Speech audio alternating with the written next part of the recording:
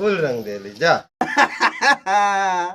भाई होली खेला तो ऐसे खेला भाई, जो पीछे से चाप के भौजी के पैंट में हाथ डाल के रंगता बढ़िया से रंगले बा, देखा तारा लोग। चैनल को सब्सक्राइब करो पहले, हाँ जल्दी करो। मुझे पता है कि आप लोग नहीं करते हो, वीडियो देखते हो लेकिन सब्सक्राइब नहीं करते। ये लाल कलर का बटन नहीं से दबाओ, जल्दी दबाओ। सुनो सुनो सुनो। अच्छा रुकिए, एक मिनट। हाँ, रुको रुको मत कहा, ठीक बा। काहे से आज होली है, कहल गइल बा, बहुत पुरान कहावत बा कि बुरा न माना होली है, समझ लू। जहाँ जहाँ भैया रंग डाला था डलवाला मोहब्बत से, यही में तू खुश रहबू ना। तो भैया के नियत हमारा ठीक रही कि जो ना हिसाब से तारा पिछवा से चाप के पकड़ा था ना, हमारा तो मन कहा था कि तारा दोनों चूचिए दबा दी। मस्त है टनाटन है ना। रुक जा, अब मुझे मैं बताऊं कि तो नजर कांची है। देखो देखो, आए प्रियंका देखिए रे। तो देखा तारा भाई लोग, ई जोन सरवा है ना, ई कहता कि रुको रुको रुको, हम बतावत तानी कि तोरा टी शर्ट के नीचे का चीज है। भाई लोग चलो देख ला कि का चीज है, ई कहाँ रंग लगावे जाता है। ये तो धोती खोल रहा है। ना डोरी रंगब, हम डोरी रंगब। अच्छा तू ढोड़ी रंगा, हम जो ना डोरी खोल के भौजी के हाउ रंगी। जो सरवावरी पूरी देह में कहीं ना लगाओ की जगह बात रे। हम ढोड़ी रंगब, हम ढोड़ी रंगब कहता रहा। भाई लोग देखो तारा वही जो कहा था ढोड़ी रंग, हमारे ढोड़ी रंग ही के बाद वही तो वीडियो काय बनाता रे आने जाके ढोड़ी रंग चाहे गाल रंग भौजी के बहन चोत झाड़ सुलगा के रख देले बड़ा तोनी के। तू रंगा ठीक बट रंगा, हम गाल रंगब तब पता चली तारी बहन के कुकुर पेले।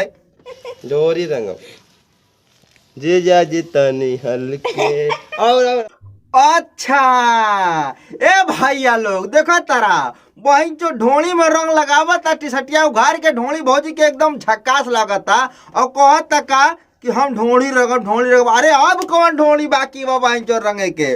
गनवा का गावता कि जीजा जी तनी हल के।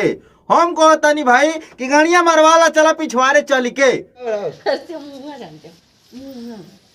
और ढोरिया रंगब। हम तो धन्य हो गई भाई, धन्य हो गई। वही तो ऐसा घर यार देखा गई, माँ कसम कहता नहीं हमारा देखा गई। तो लोग के दिखाइल बा तो कमेंट में कह के बताइया कि भौजी के का देखला भाई, ठीक बा। अब हम नाम ना ले अब तो के कमेंट में बतावा कि का देखला। ढोली तो देखले बड़ा, ढोली में रंग लगावता और का देखाल तो के बतावा। कुल रंग दे ली जा। भाई होली खेला तो ऐसे खेला भाई, जो पीछे से चाप के भौजी के पैंट में हाथ डाल के रंगता बढ़िया से रंगले बा, देखा तारा लोग। बिडौआ देखा मर दे कहाँ ध्यान बा तोनी के। बिडौआ देखा भैया कहाँ रंगाता। डोरी देखी देखी देखी डोरी में देखिए भौजी हमनियों के देखा दा खसका के कि बढ़िया से लागल बा कि ना लागल बा बहिन चोद। और वही लेकर संतुष्टि नहीं खे कि मैंने अंगुरिया डार के रंगले बा भीतर आले और कहता देखी देखी देखी तो नहीं देखावा। हमार भाई लोग जो वीडियो देखता रहे वो देखे खातिर तैयार बाड़े कि समनवा लाल भइल की पियर भइल की उज्जर भइल की करिया भइल, झाट के भीतरिया कर बहिन चोद। डोरी में रंग भर गया है। देखी देखी ए भाई हमनियों के लौकता कि ढोली में रंग भर गया है और वहू में रंग तुमने डाल दिया है। हम कहता नहीं ना कि नइखे दिखावा तारी भौजी, तो और ही कुछ दबा के दिखा दा, ठीक बा।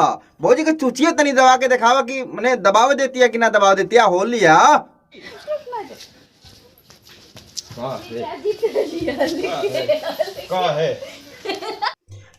अरे भैया तू तो बड़ा खिलाड़ बड़ा हो। हम कहनी कि तू चाप देला मर्दवा सामी, साली चाहिए तो तारे खानी और जीजा चाहिए तो तोरा खानी गणुआ। बहिन चो देखता चूची दबावा तारा, ओकर झाट रंगा तारा, ढोड़ी रंगा तारा। बहिन चो तो वीडियो